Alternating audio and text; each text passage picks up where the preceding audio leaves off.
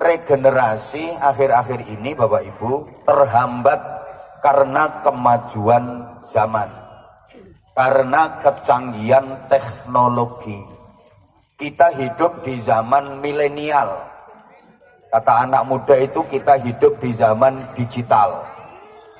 Maka manusia sekarang mau nggak mau dituntut harus siap menjadi manusia-manusia siluman. Artinya manusia yang harus hidup di dua dunia. Kalau orang dulu hidupnya hanya di dunia nyata saja. Orang sekarang di samping hidup di dunia nyata, justru malah lebih banyak hidup di dunia maya. Betul? Berarti kita ini sekarang hidupnya di dua dunia. Dunia nyata dan dunia maya. Kira-kira orang sekarang lebih banyak hidup di dunia nyata apa di dunia maya? Lebih banyak hidup di dunia maya. Lewat alat yang setiap tangan sudah pegang. Bahkan kadang satu orang punya 3. Saya sering istilahkan sebagai setan gepeng itu. HP. Halo. Indonesia ini peringkat 1 di seluruh dunia. Penduduknya paling gila dengan HP. Sak donya peringkat 1 Indonesia.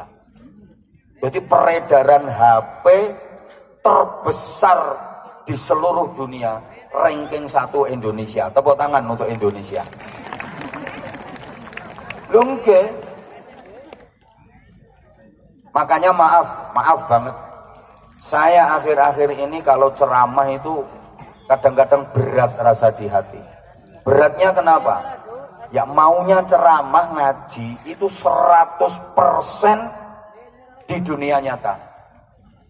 Tapi kebanyakan majelis-majelis yang saya datangi, jamaahnya itu 80% berada di dunia maya. Orang saya ceramah, jamaahnya mainin HP coba. Kita ngaji, jamaahnya bikin story.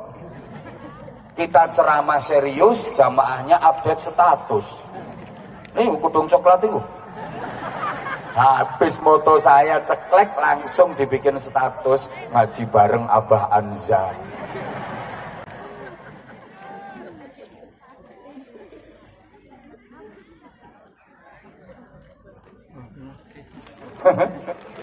Loh sekarang emang gitu kok.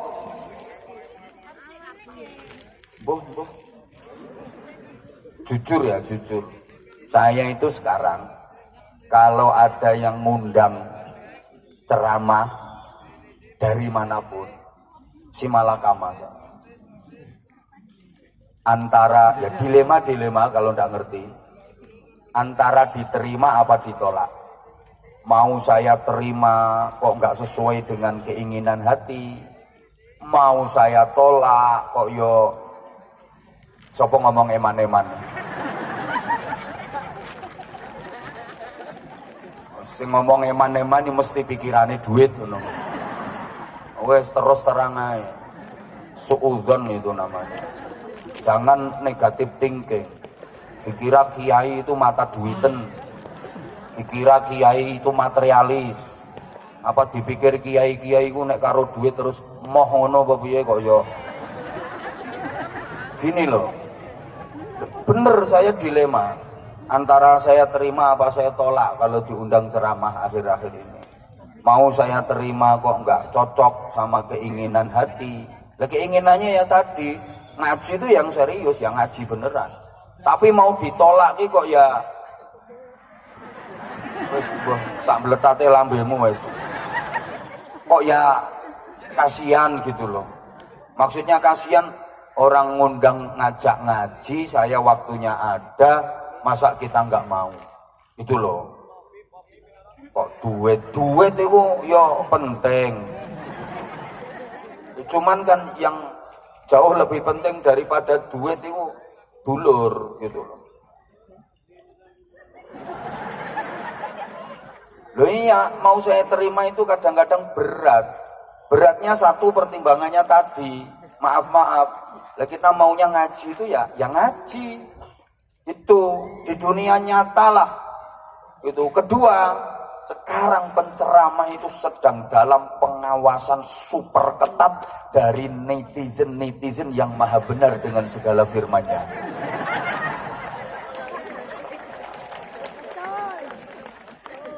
Kepleset dikit, lembut. Ceramah misalnya 90 menit, itu yang 80 menit isinya bagus. Yang 10 menit jelek. Ini yang digoreng, ini yang 10 menit. Bukan cuma digoreng, diliwet sampai lembut. Yang 80 menit hilang. Gitu loh. Nah, padahal siapa sih yang gak ada jeleknya? Setiap orang baik pasti ada kejelekannya. Setiap orang jelek pasti ada kebaikannya. Setiap orang baik pasti punya masa lalu yang itu ada buruknya. Dan setiap orang buruk ada harapan untuk memiliki masa depan yang baik. Rawahu Abah Anza.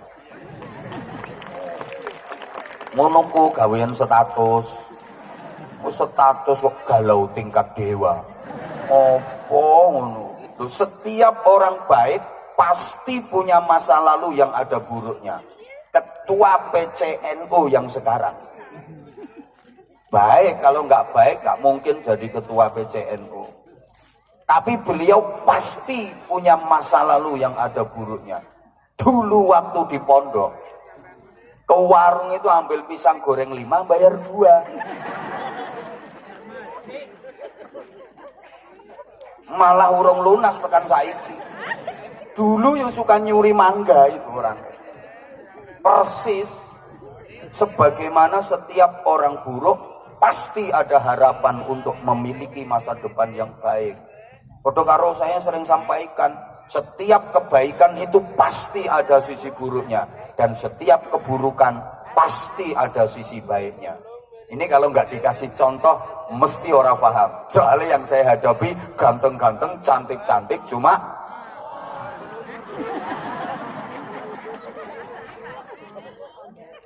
yuk dikasih contoh aja. Pada setiap kebaikan pasti ada sisi buruknya. Misalnya ya, warga Purbalingga ini kan terkenal orangnya dermawan, wonge lomo-lomo terkenal, saben ketemu kiai mesti nyangoni.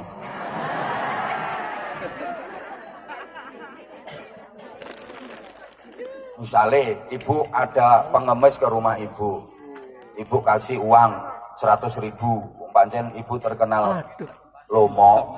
Minggu depan datang lagi pengemisnya, ibu kasih lagi 100.000, terkenal lomo kan uang Purbalingga.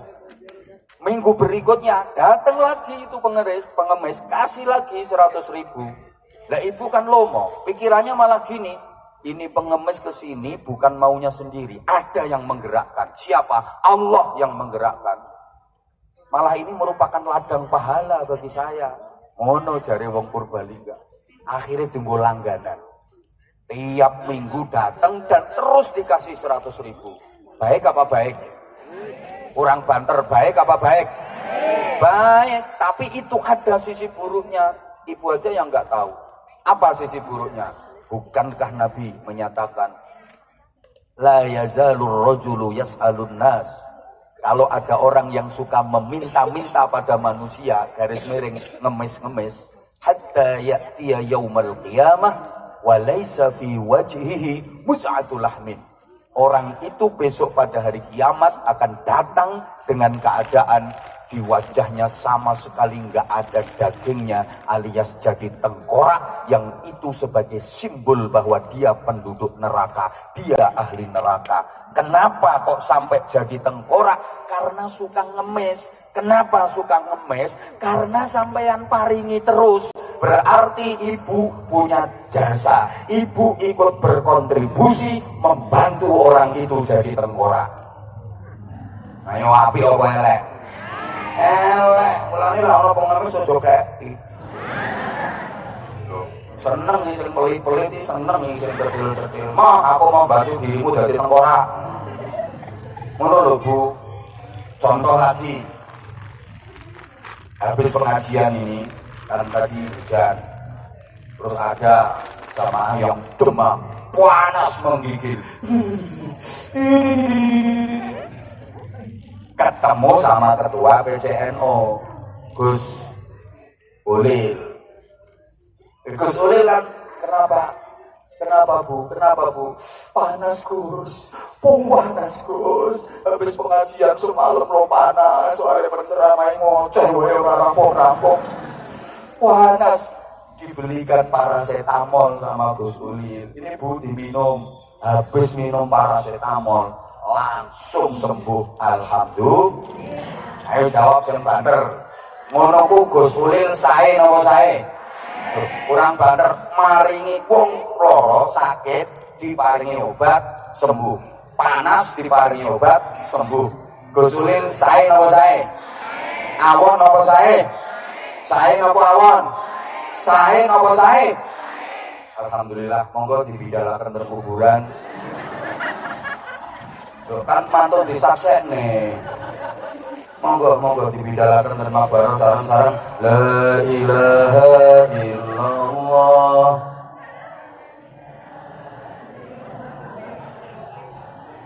Sae Gus Ulil. Tapi jangan lupa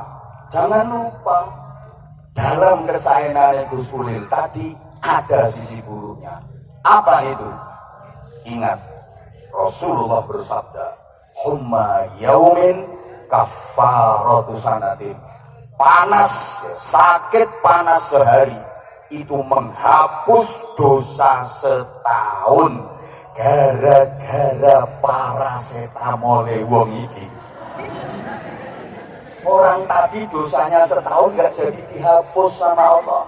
Ya kalau sakit panasnya cuma sehari, lah kalau sakit panasnya seminggu, berarti dosa 7 tahun gak jadi dihapus gara-gara paracetamol wong iki.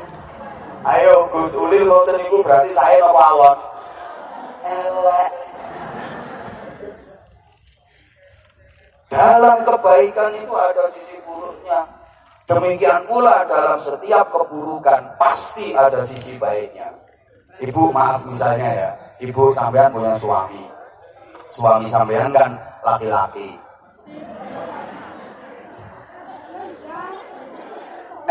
Orangnya itu kejam, kasar, pelit pula. Terus mulutnya itu suka ngata-ngatain ibu, cangkeme elek. Nah, punten nggih, Jawa Timur ngomong cangkem niki biasa.